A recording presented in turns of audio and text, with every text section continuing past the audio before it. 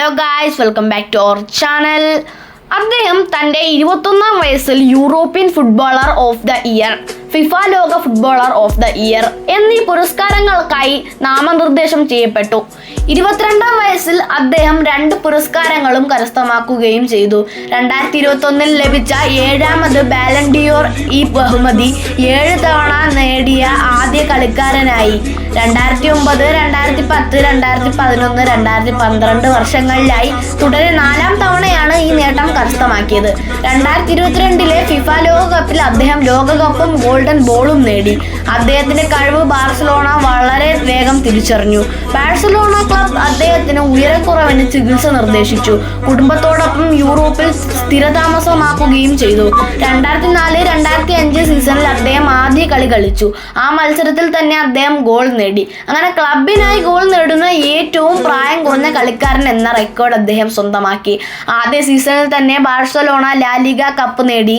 2006-2007 സീസണിലാണ് അദ്ദേഹം മികച്ച പ്രകടനം കാഴ്ചവെച്ചത്. ക്ലാസിക് മത്സരത്തിൽ ഒരു ഹാട്രിക് നേടിയതടക്കം 26 മത്സരങ്ങളിൽ നിന്നായി 14 ഗോളുകൾ നേടി. 2008-2009 സീസണിൽ അദ്ദേഹം 38 ഗോളുകൾ നേടി. ആ സീസണിൽ ബാഴ്സലോണ 3 കിരീടങ്ങൾ നേടിയപ്പോൾ ടീമിന്റെ പ്രധാന ആയുധം അദ്ദേഹമായിരുന്നു.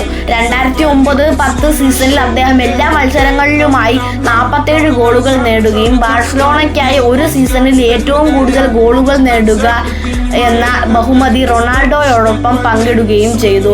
2005-ലെ ഫിഫ വേൾഡ് യൂത്ത് ചാമ്പ്യൻഷിപ്പിൽ മെസ്സി ആയിരുന്നു ഏറ്റവും കൂടുതൽ ഗോളുകൾ നേടിയത്. ഫൈനലിൽ നേടിയ 2 ഗോളുകളടക്കം ആകെ 6 ഗോളുകളാണ് ആ ചാമ്പ്യൻഷിപ്പിൽ അദ്ദേഹത്തിന്റെ സമ്പാദ്യം.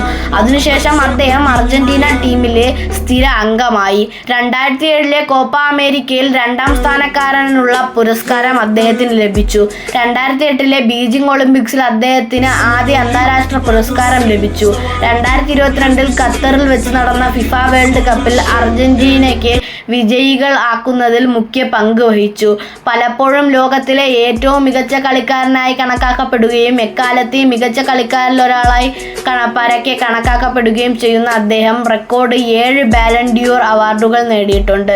ഞാനീ പറയുന്നത് മറ്റാരെയും കുറിച്ചല്ല, ഫുട്ബോളിന്റെ സ്വന്തം ലയണൽ ആൻഡ്രൂസ് മെസ്സി.